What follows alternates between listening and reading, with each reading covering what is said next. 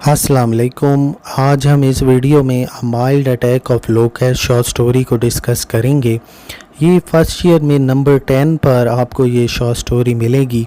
हमें ये बात पता चलती है कि एक इलाका है जिम्बाब्वे का, जहाँ पर टिड्डियाँ जो हैं उनका हमला होने वाला है और सारे जो लोग हैं वो अपने घरों से बाहर निकलते हैं और पहाड़ी की तरफ इशारा करते हैं कि देखो देखो वो आ गई टिड्डियाँ, जितना जल्दी हो सकता है अपनी तैयारी कर लो। लोगों के पास सिर्फ दो ही तरीके थे टिड्डियों से बचने के। या तो वो बहुत ज़्यादा शोर शराबा करें, जितना भी लोहा उनको मिलता है, जितना भी मेटल उनको मिलता है उसको ज़ोर ज़ोर से बजाएं और शोर करें, या फिर वो इतनी ज़्यादा आग जलाएं, इतना कड़वा धुआं करें जिससे ये जो टिड्डियाँ हैं वो भाग जाएं। अब जब टिड्डियाँ आती हैं उस इलाके में हमला करती हैं तो मार्गरेट जो मेन किरदार है इस शॉर्ट स्टोरी का, वो बड़ी हैरान होती है और बाहर देखती है कि मैं किसी तरीके से दूसरों की मदद कर सकूं, लेकिन वो कुछ भी नहीं कर सकती। जब टिड्डियाँ हमला कर रही होती हैं तो उस टाइम जो सबसे अच्छा काम जो माना जाता है वो ये है कि आप दूसरे बंदे को इन्फॉर्म करें, दूसरे बंदे को इत्तला दें कि तुम तैयार हो जाओ, टिड्डियाँ आप तुम्हारे खेत पर हमला करने वाली हैं। उस टाइम हर किसान के दिल में सिर्फ एक ही ख्वाहिश थी कि टिड्डियाँ किसी तरह मेरे खेत को छोड़ दें और अगले खेत की तरफ चली जाएं।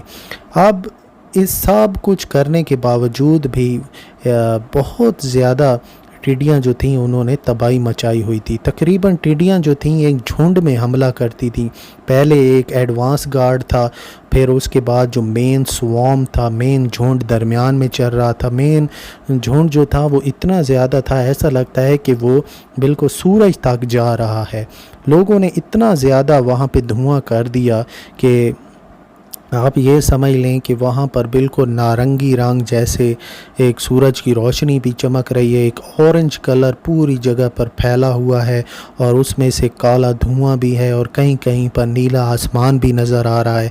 इतना ज़्यादा धुआं था वहाँ पर कि आप अपना रास्ता भी भूल सकते हैं। फिर टिड्डियाँ जो हैं एक दरख्त की शाख के ऊपर पहले बैठती हैं, दरख्त की शाख को चट कर जाती हैं, फिर वो एक दरख्त के ऊपर बैठती हैं और दरख्त एक तरफ झुकता है और फिर थोड़ी देर बाद ज़मीन पर आ गिरता है।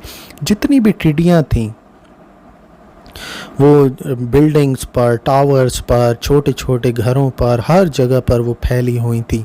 अब किसान जो थे वो पूरी कोशिश कर रहे थे, अगरचे कि उनके जो खेत थे वो खाए जा चुके थे, वो पूरी कोशिश ये कर रहे थे कि टिड्डियों को यहाँ पर हम रुकने ना दें, क्योंकि टिड्डियाँ जो थीं उनके अंदर अंडे भरे हुए थे, वो अंडों से भरी हुई थीं और अगर उन्होंने वहाँ पर बिल बना लिए तो वहाँ पर जो छोटे छोटे टिड्डे थे जिनको हॉपर्स कहा जाता है वो अगले कई सालों में वहाँ पर हमला कर सकते हैं और कोई भी फसल वहाँ पर नहीं उगने देंगे ये नन्हे टिड्डे और जो बड़ी टिड्डियाँ हैं।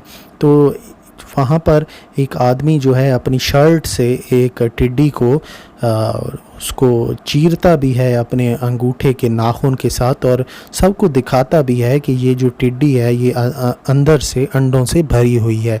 अगर किसी भी तरह ये टिड्डियों को वहाँ से भगा देते और वो अपने अंडे वहाँ पर ना देते तो ये तकरीबन अपने काम में कामयाब हो चुके थे।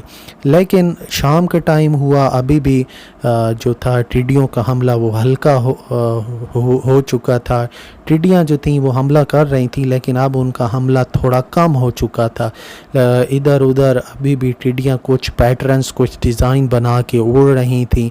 बिल्डिंग्स और दरख्त और खेत ये सब कुछ के ऊपर टिड्डियाँ मौजूद थीं, लेकिन जो किसान थे वो ये उम्मीद कर रहे थे कि जल्दी से बारिश हो जाए और नई फसल उगाए, क्योंकि अगर ऐसा ना हुआ तो उनके जो मवेशी हैं उनके लिए कोई चारा नहीं बचेगा, मवेशी जो हैं वो मर जाएंगे। तो इतने सारे दिन की तबाही को देखने के बाद जब किसान अपने खेतों की तरफ लौटते हैं तो वो थोड़ा सा मुतमईन होते हैं कि चलो टिड्डियों ने तबाही मचा दी, लेकिन इससे कई ज़्यादा बदतर भी हो सकता था, इससे कई ज़्यादा और भी तबाही हो सकती थी। चलो हमने इनको टिड्डियों को यहाँ से भगाया है, ये थोड़ी बहुत इन्होंने तबाही की है, लेकिन चलो हमने इनको यहाँ से भगा दिया और यही हमारी बहुत बड़ी कामयाबी है। इस सबक का दूसरा मानी भी एक निकल सकता है कि ये जो टिड्डियाँ हैं ये असल में अंग्रेज़ लोग हैं जो कि एक इलाके में आते हैं, वहाँ के ट्रेडिशंस, रवायात, उनके रस्म, उन सारी चीज़ों को तबाह करते हुए निकल जाते हैं।